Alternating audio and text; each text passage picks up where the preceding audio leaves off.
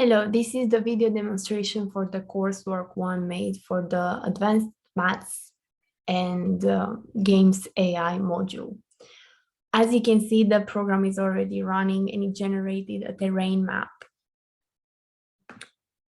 The terrain map is generated depending on a texture, Perlin noise, and it can be regenerated infinitely.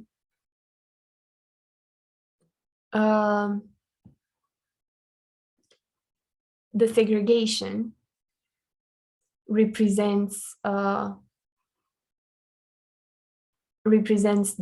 walkable cells which are green, the obstacles, the cells that are not reachable because the height is too high, and the borders of the map.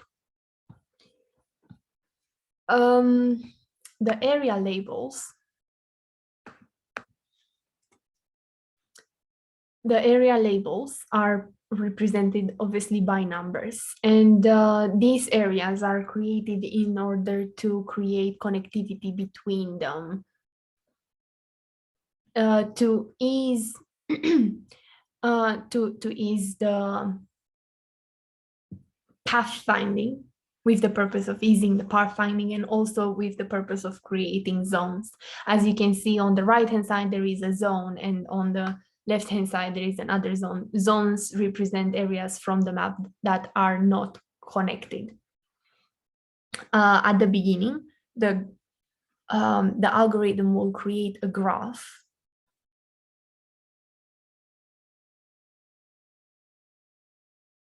and it can be seen here. There are 6 areas in this graph, and by key it represents an area which is a node of the graph and its reachable nodes. So the node 4 will be connected to 3 and to 5, and it also contains 87 walkable cells. As you can see here, the graph is generated with the connections, and following that, 2 zones are created. The zone number 1, which contains the area 1, 6, 5, 4, and 3, and zone number 2 with the area number 2. The zones are created in order to figure out which part of the map can be used in order to spawn collectibles and to spawn the player. In this simulation, the obstacles cannot change, therefore the zones won't be reachable from one another.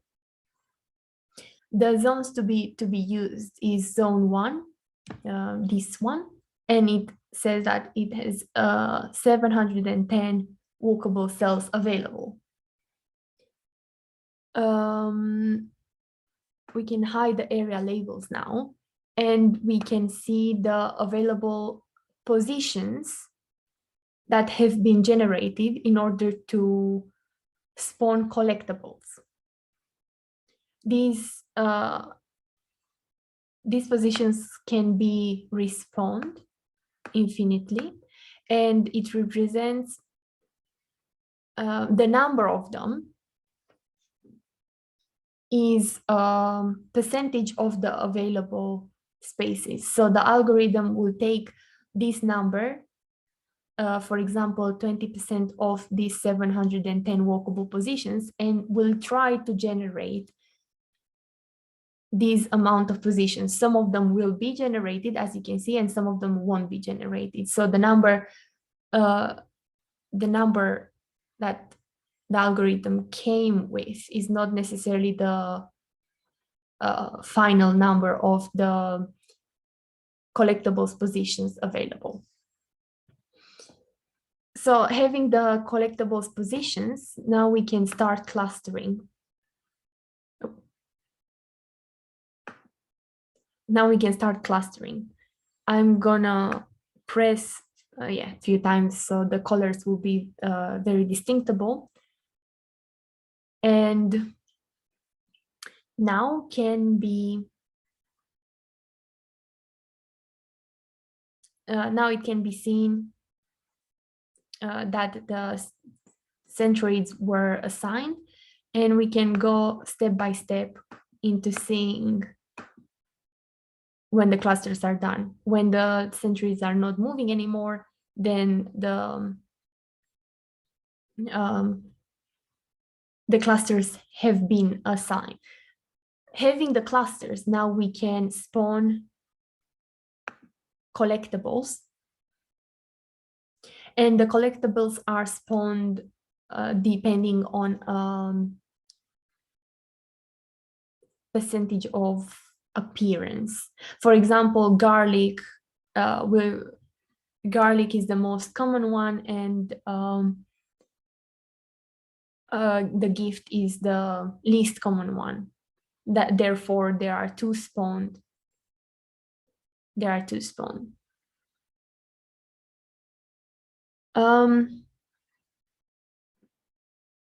Okay. The player can be spawned anywhere on the map where there is a walkable cell that is part of the zone chosen to be used. So here the player is spawned, and I can move a bit around in order to be seen more properly. So it's just a humanoid prefab that's been assigned a controller with a normal with a simple idle animation. Nothing too extreme.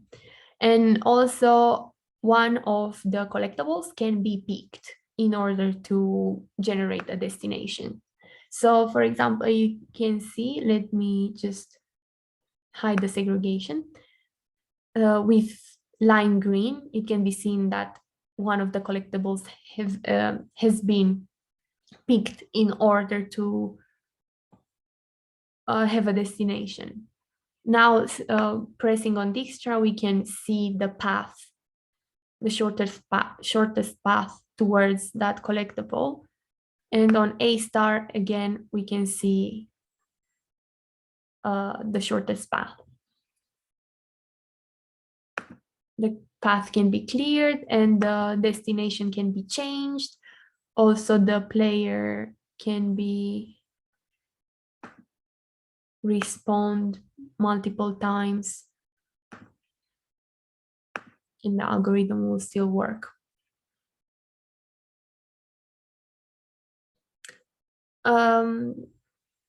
This is it for now, and thank you for your time.